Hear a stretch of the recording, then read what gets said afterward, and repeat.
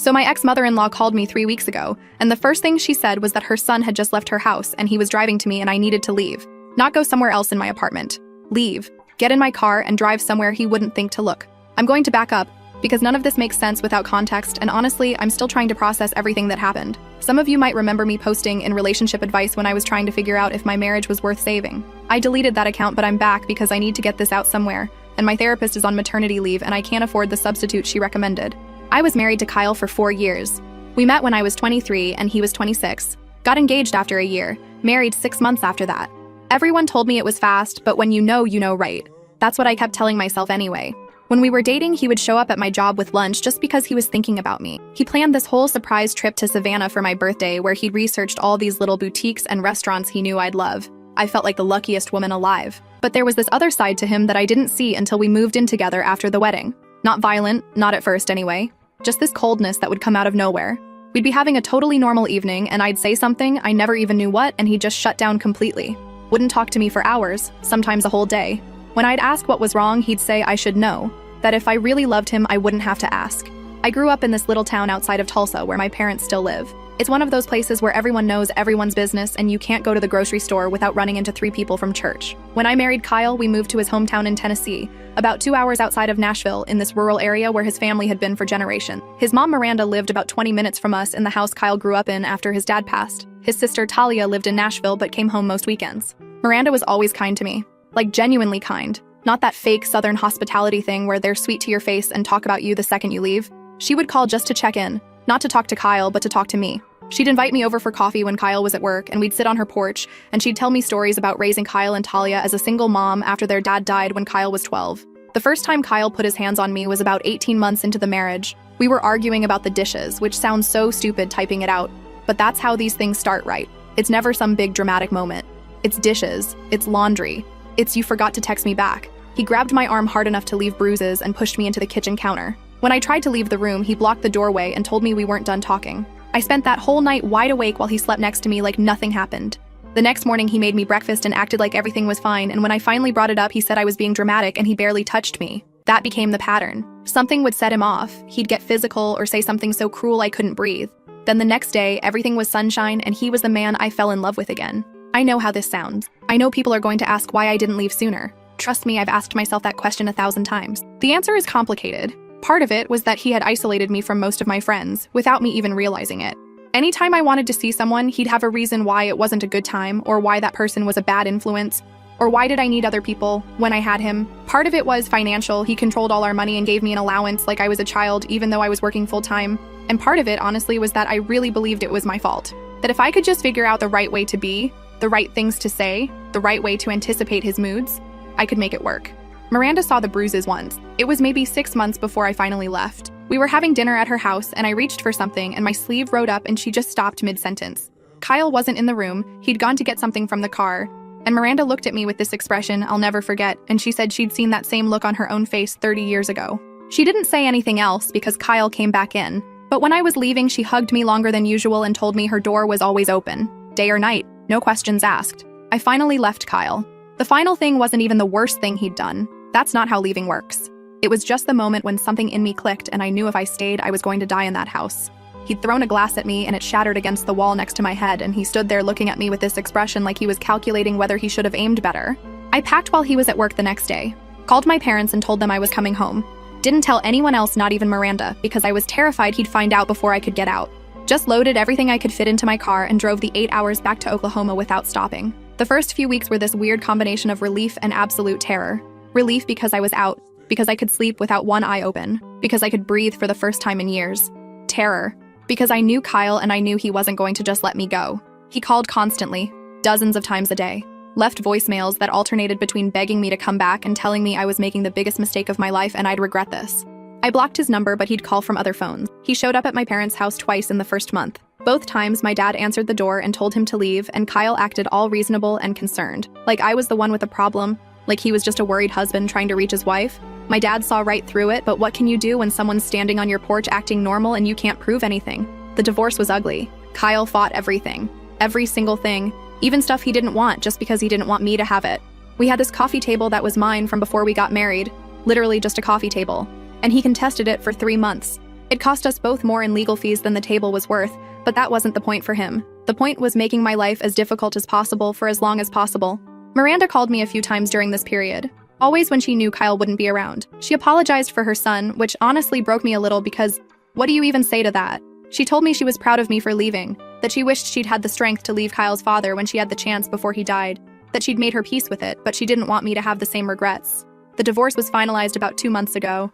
I thought maybe that would be the end of it, that he'd move on, find someone else to control, leave me alone. I was starting to rebuild my life, got a job at this place near my parents, not great money but enough, started reconnecting with old friends, was even thinking about maybe dating eventually. Not seriously, just like the possibility didn't feel completely impossible anymore. But Kyle didn't move on. The calls kept coming from blocked numbers. He'd leave these long, rambling voicemails about how I'd ruined his life, how everyone was asking about me and he had to make excuses, how I'd embarrassed him. Then the next one would be sweet, telling me he knew we could work it out if I just gave him another chance, reminding me of some good memory from our relationship, saying he'd been thinking about that trip to Savannah. About 6 weeks ago, the voicemails changed. They got darker. He started talking about how if he couldn't have me, nobody could, how I belonged to him and nothing, not a divorce, not a piece of paper, was going to change that. I saved all of them because I was scared. I didn't know what to do with them, but I saved them. I told my parents. My dad wanted to drive to Tennessee and confront Kyle directly, which would have been a disaster. My mom cried and asked why I hadn't told them sooner, and I could see her blaming herself, wondering what she missed when I was growing up that made me end up with someone like this. I hate that she felt that way because it wasn't her fault. It wasn't anyone's fault except Kyle's. I called the police, the local ones here in Oklahoma. They were sympathetic but said there wasn't much they could do since he was in another state. They suggested I get a protective order and gave me some pamphlets about domestic violence resources. The pamphlets were helpful, I guess, but they didn't make me feel any safer. The protective order took forever to get because Kyle was technically in Tennessee, and the jurisdictional stuff was complicated. When I finally got it, I felt like maybe I could exhale a little bit. It was just paper, but it was something. It meant if he showed up here again, the police could actually do something. 2 weeks after I got the order, Miranda called me. It was late, like after 9 at night, and when I saw her name on my phone, I knew something was wrong. Miranda didn't call late. She was one of those people who thought any call after 8 meant someone died. She was whispering, which was strange because she lived alone. She said Kyle had just left her house, that he'd come over for dinner, which he'd been doing a lot lately, more than usual, and this time he'd been different, agitated, pacing around, drinking more than normal. She said he kept asking her questions about me, where I was staying exactly, what my schedule was like, whether I was seeing anyone. Miranda told him she didn't know anything, which was partially true because I'd been careful not to give her specific details for exactly this reason. But Kyle didn't believe her. He got angry, started accusing her of taking my side, of being disloyal to her own son. She said she'd never seen him like that before, and remember, this is a woman who raised him, who knew him better than anyone. Then she said the thing that made everything else stop. She said when Kyle was leaving, she walked him to his truck like she always did, and she happened to look in the bed of the truck because he had the tonneau cover half off, and she saw a red gasoline can that hadn't been there when he arrived. She asked him about it, trying to sound casual, asking if he was having car trouble or something. Kyle just looked at her with this expression she'd never seen before, and said some things needed to burn before they could heal. Miranda said he drove off toward the highway that leads to Oklahoma. I need to stop here because this is already so long, and honestly, I'm shaking just typing this out. There's so much more, but I need a minute. I'll update soon, I promise. I just need to figure out how to even explain what happened next. First update. Okay, I'm back. Sorry for leaving it like that. I know that was cruel, but I genuinely couldn't keep going. I've been staying at my cousin Lana's place about 40 minutes from my parents because I couldn't stay at their house after everything that happened, and I also couldn't be alone. So where I left off, Miranda called and told me Kyle was driving to Oklahoma with a gasoline can in his truck and some cryptic shit about things needing to burn. When I tell you, I have never felt fear like that in my entire life. Miranda was still on the phone when I started moving. I grabbed my keys, my phone charger, my purse with my wallet, and I was out the door in probably under 2 minutes. I didn't pack anything else. I didn't think about clothes or toiletries or anything that a normal person would think about. I just knew I had to not be in that apartment when he got there. I called my parents from the car. My dad answered, and I was crying so hard he could barely understand me. When he finally got the basic information, he told me to drive to the police station and wait there. He said he and Mom would meet me. He said, do not go home, do not go to Lana's, do not go anywhere Kyle might think to look. Go somewhere public with cameras and police. That's what I did. I sat in the parking lot of the Tulsa police station for almost an hour waiting for my parents. Just sitting there in my car with the doors locked, watching every vehicle that pulled in. Every truck made me flinch. Every man walking by made my whole body tense up. My parents arrived and we went inside together and explained the situation to the officer at the desk. They took it more seriously than I expected, probably because I had the protective order and Miranda's warning. They put out some kind of alert, I don't know the technical term, basically telling officers to watch for Kyle's truck. Then we waited. My mom held my hand in the plastic chairs of that police station, and my dad paced like he does when he's trying not to lose his temper. We waited for hours without knowing where Kyle was. If he was still driving, if he'd gotten to my apartment, if he'd turned around, if he was sitting outside my parents' house right now. Around 1 a.m, one of the officers came to tell us they'd located Kyle. He was in a motel just outside of Oklahoma City, about 2 hours from where we were. He'd apparently stopped there and checked in under his own name, which was either stupid or deliberate, I still don't know which. They sent someone to check and confirmed his truck was in the parking lot. The thing about protective orders is that they don't mean you can't be in the same state as someone. They mean you can't come within a certain distance of them or their residence or workplace. Kyle wasn't violating anything by being in a motel in Oklahoma City. He wasn't near me. He wasn't near my apartment. He was just existing in the same state and there was nothing anyone could do about it. The police told me to stay somewhere he wouldn't expect that night. So I went to Lana's because Kyle had never met her, didn't know where she lived, and I was desperate for somewhere that felt safe. My parents wanted me to stay with them, but I couldn't put them in the middle of this. Not physically in the middle of it. If Kyle showed up at their house looking for me, I couldn't live with whatever might happen. I didn't sleep. Lana stayed up with me and we sat on her couch with all the lights on watching TV and neither of us pretending we weren't listening for sounds outside.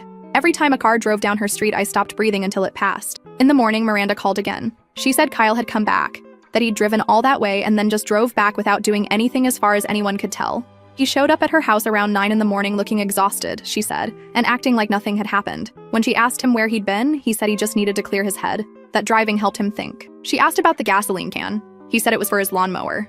Miranda didn't believe him. She told me that, and I could hear in her voice how scared she was. Not scared of Kyle exactly, or not just scared of him, but scared of what he was becoming. She kept saying she didn't raise him to be like this, that she didn't know where this was coming from, that he'd always had a temper, but this was different.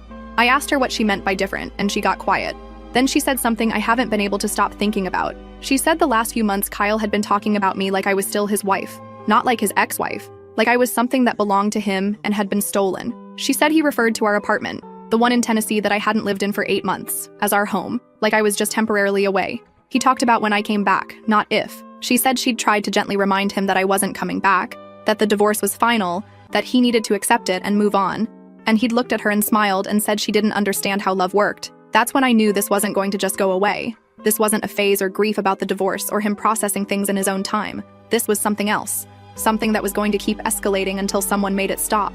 I stayed at Lana's for almost a week. During that time, Kyle kept calling from blocked numbers, kept leaving voicemails that alternated between begging and threatening. I kept saving them all. The police said they were concerning, but not explicitly illegal, that he wasn't directly threatening violence, that saying things like, "You'll regret this, and I'm not going to let this go," could mean anything. Could mean anything. That's what they said. Like I was supposed to just wait around until he made a threat clear enough to count. Then about a week after the motel thing, Talia called me, Kyle's sister. We'd always gotten along okay during the marriage, not super close, but friendly enough. She'd been pretty quiet through the divorce, which I understood. He was her brother. Blood is complicated. I didn't expect her to take sides. But she was calling now, and she sounded upset. She said Miranda told her what happened, about the gasoline can and the drive to Oklahoma. She said she was worried about Kyle, really worried, and she thought maybe we should all sit down together and talk. Her, me, Kyle, and Miranda. Like a family meeting. I told her absolutely not. I said there was no scenario in which I was going to be in the same room as Kyle ever again. She tried to argue that he just needed help, that he was clearly going through something, that this was all coming from a place of pain, and if I could just see that maybe we could find a resolution that worked for everyone. I lost it. I told Talia that her brother had spent 4 years terrorizing me, that he'd put his hands on me more times than I could count, that he'd driven halfway across the country with gasoline in his truck after saying some things needed to burn. I told her I didn't give a damn about his pain, and I wasn't going to risk my life so she could feel like she'd done something. Talia said I was exaggerating, that Kyle had his issues but he wasn't dangerous, that I was making this into something it wasn't. She said maybe I was the one who needed help, that maybe I was paranoid and seeing threats where there weren't any. I hung up on her, blocked her number, added her to the list of people who could not be trusted.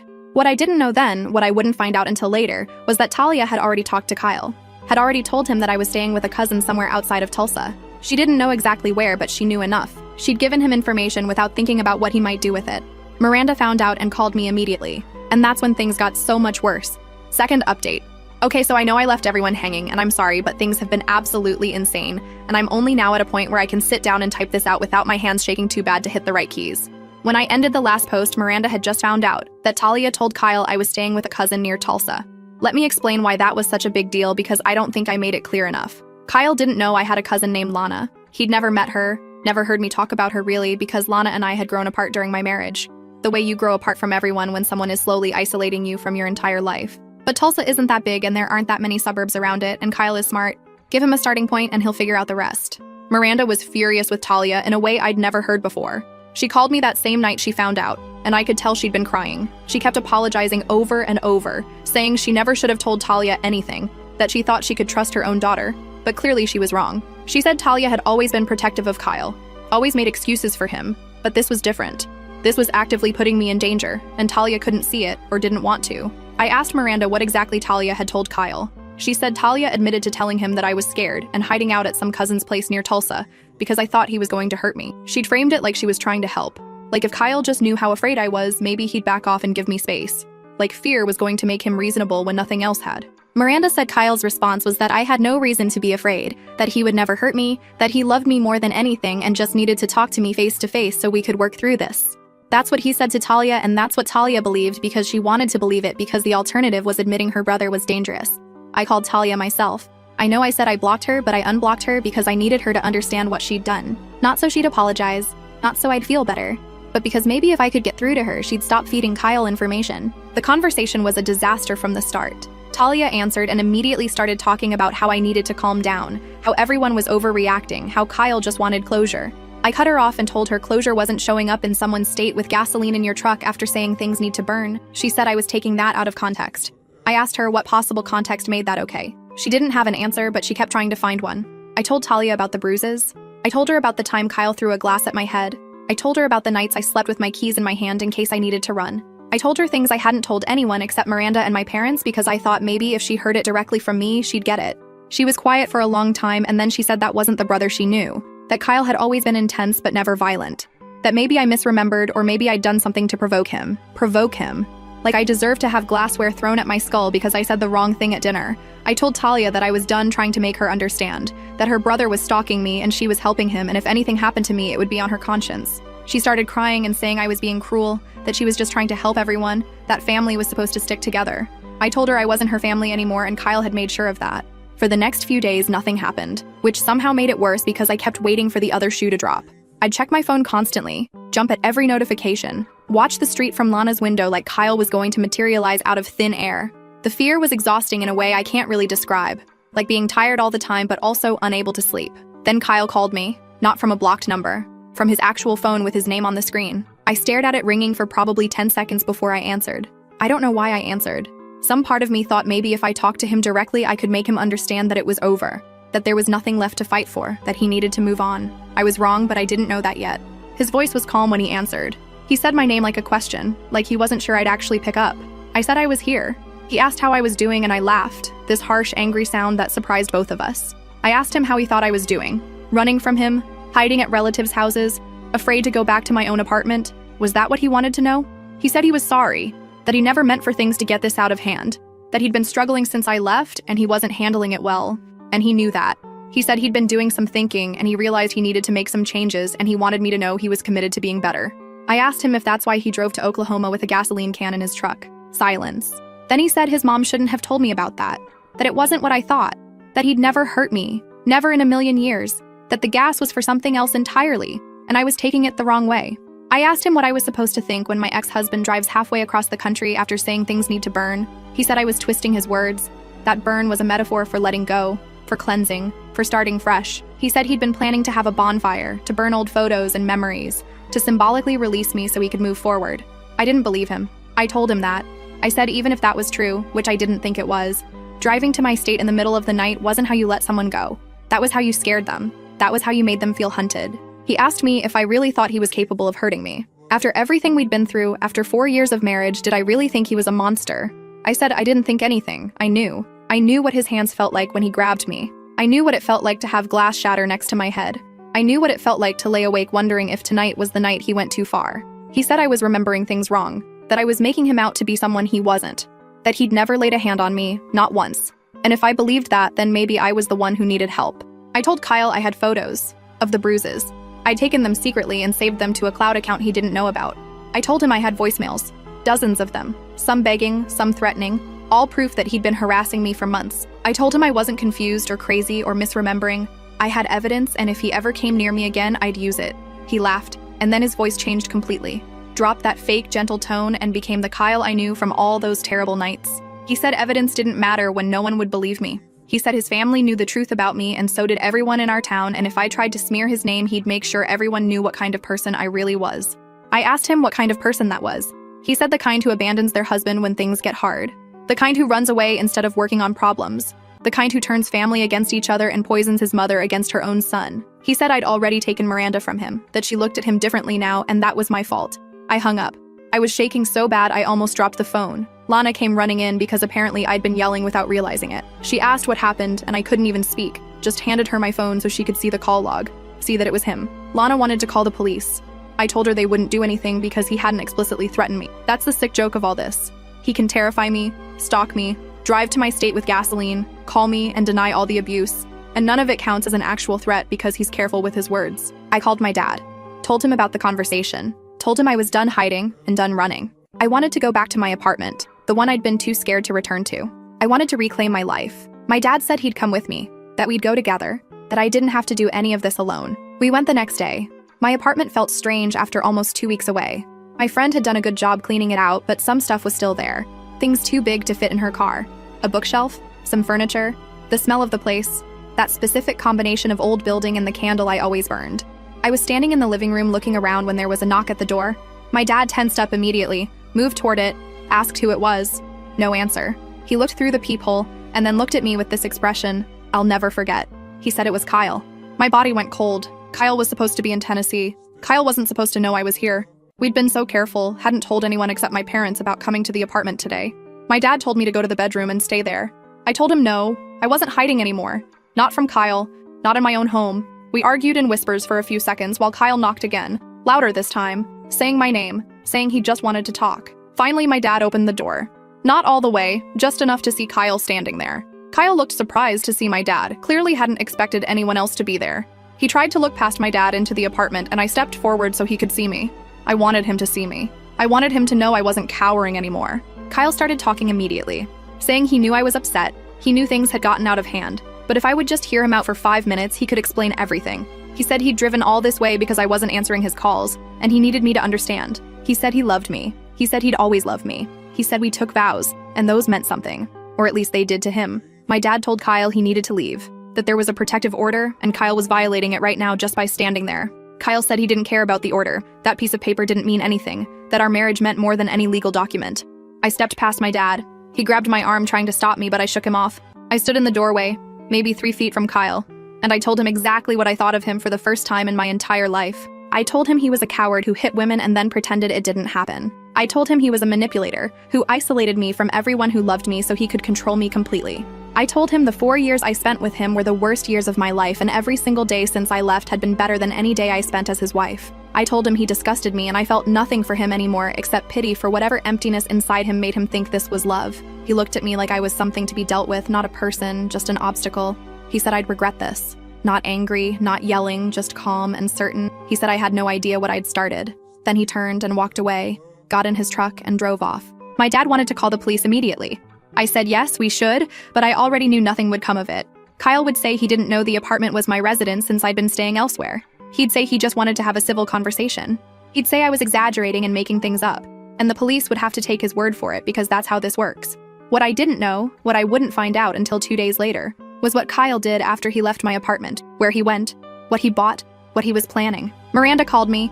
She was barely coherent, crying so hard I could hardly understand her. She said she'd just gotten off the phone with someone at the gas station near her house, a family friend who worked there.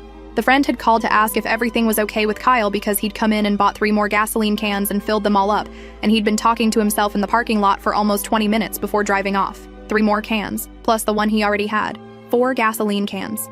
Miranda said she'd been trying to call Kyle, but he wasn't answering. She'd driven past his house and his truck wasn't there. She asked if I knew where he was, and I said no, I didn't. He'd left my apartment hours ago and I hadn't heard from him since. She said there was something else. Something she probably should have told me earlier, but she'd been hoping it wouldn't matter. Hoping Kyle would calm down. Hoping none of this would happen. She said Kyle had been asking her questions about my parents' house. Not my apartment, my parents' house. He wanted to know if they had a security system, if they had any dogs, if their nearest neighbor was close enough to hear anything at night. I called my parents immediately. My mom answered and I told her to get Dad and get out of the house right now. Don't pack anything, don't worry about the dog, just leave and drive somewhere, anywhere, and call me when they were safe. My mom started asking questions and I didn't have time to explain. I just kept telling her to go, please trust me and go. I heard her calling for my dad in the background, heard the confusion in her voice, heard the fear starting to creep in when she realized how serious I was. My dad got on the phone. He wanted answers I couldn't give him. I told him Kyle had gasoline, lots of it, and he'd been asking about their house. My dad went quiet. Then he said they'd leave right now and call me from the car. I spent the next 45 minutes pacing Lana's living room, checking my phone every 30 seconds, praying for it to ring. When it finally did and I saw my mom's name, I almost collapsed with relief. They were safe. They were at a diner about 20 miles from their house. They hadn't seen Kyle or his truck anywhere. I told them to stay there. I told them I was calling the police, and this time I was going to make them listen. I had enough now. The gasoline cans, the questions about their house, the confrontation at my apartment, all of it together painted a picture that even the most skeptical cop couldn't ignore. Except when I called and explained everything, the dispatcher said they'd send someone to check on my parents' house and keep an eye out for Kyle's vehicle. They said there still wasn't enough for an arrest. Being in someone's state wasn't a crime. Buying gasoline wasn't a crime. Asking questions about a house wasn't a crime. I asked what was a crime then. What did he actually have to do before someone would stop him? I stayed on the phone with Lana's landline, calling everyone I could think of while texting my parents with my cell phone. I called Miranda back and told her what was happening. I called the non-emergency police line in both Oklahoma and Tennessee, trying to find someone who would take this seriously. I called the domestic violence hotline from one of those pamphlets the police had given me weeks ago. Everyone said they understood how scary this must be. No one could actually do anything. It was almost midnight when Miranda called again. She said she'd made a decision, that Kyle was her son and she loved him, but she couldn't watch him destroy himself and everyone around him. She said she was going to do something she should have done years ago. I asked her what she meant. She said Kyle wasn't the first person in their family to be like this, that his father had been the same way, worse actually, and she'd lived with it for 23 years until he died. She said she had things from that time, things she'd kept hidden even from her own children, things that might help me. She said she was going to tell me the truth about Kyle's father, and about what she'd seen Kyle do before he ever met me. That's where I'm going to have to leave this for now. Miranda is driving here tonight all the way from Tennessee because she says some things need to be said in person. My parents are staying at a hotel nearby, not going home until we know where Kyle is. And somewhere out there, my ex-husband is driving around with 4 cans of gasoline and a head full of whatever twisted logic convinces him this is love. I'll update when I can. Last update. Miranda arrived at Lana's house around 2 in the morning. We sat at Lana's kitchen table and she told me she'd been driving since early evening. Couldn't sleep anyway, might as well be moving. She started talking about Kyle's father, about how he'd been charming too, how everyone loved him, how she'd felt so lucky when they got married, about how that changed behind closed doors. I stopped her, told her I appreciated what she was trying to do, but I already knew this story. I'd lived it.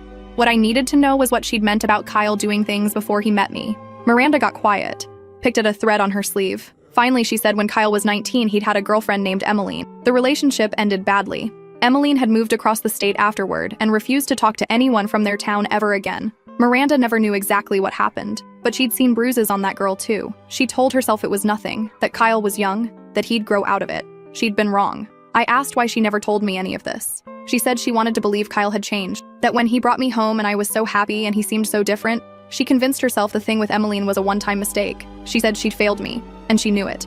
Around 5 in the morning, Miranda's phone rang. She looked at the screen, and I saw her whole body tense. Kyle. She looked at me asking without words what she should do. I nodded. She answered and put it on speaker. Kyle asked where she was. His voice was flat, controlled in that way I knew meant he was barely holding it together. Miranda told him she was in Oklahoma, with me. The silence that followed was so heavy I could feel it pressing on my chest. He laughed, this bitter, angry sound, and said of course she was. Of course she'd driven all that way to turn me against him even more. He asked what lies she was telling me now. I spoke up, told him she wasn't lying about anything, that she loved him and she was terrified of what he was becoming. I told him I knew about Emmeline. The line went quiet for a second and then he said, I didn't know anything about that. That Emmeline was crazy, that she'd made things up, that everyone knew she was unstable. I asked Kyle where he was. He said it didn't matter. I asked about the gasoline. He said I was obsessed with that I was making something out of nothing, that he'd already explained about the bonfire. Miranda took the phone off speaker and held it to her ear. What happened next was the hardest thing I've ever witnessed. A mother talking to her son like she was already grieving him. She told Kyle she loved him, that she'd always love him, that nothing he did would ever change that.